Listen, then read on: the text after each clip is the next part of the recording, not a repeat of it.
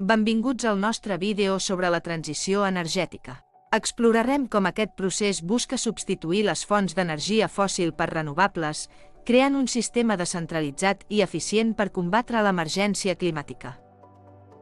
La transició energètica és crucial per reduir les emissions de Colòmbia 2.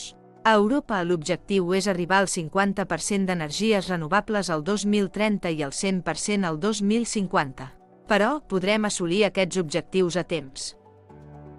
El despoblament rural és un problema creixent, amb ciutats absorbint població. Això empobreix el territori rural, convertint-lo en un abocador per a les àrees metropolitanes. Com podem revertir aquesta tendència? El Matret és un exemple de com els aerogeneradors poden beneficiar un poble. Tot i això, la distància de la capital ha provocat despoblament. La Unió Europea vol un model energètic descentralitzat amb energia en mans del poble.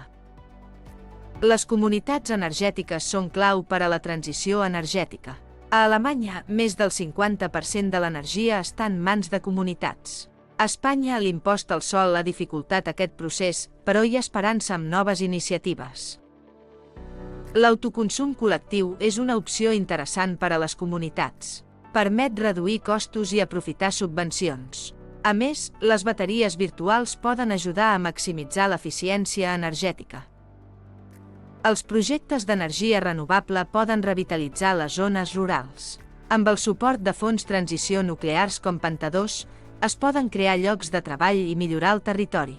És una oportunitat que no podem deixar escapar. Gràcies per acompanyar-nos en aquest viatge cap a un futur energètic més sostenible.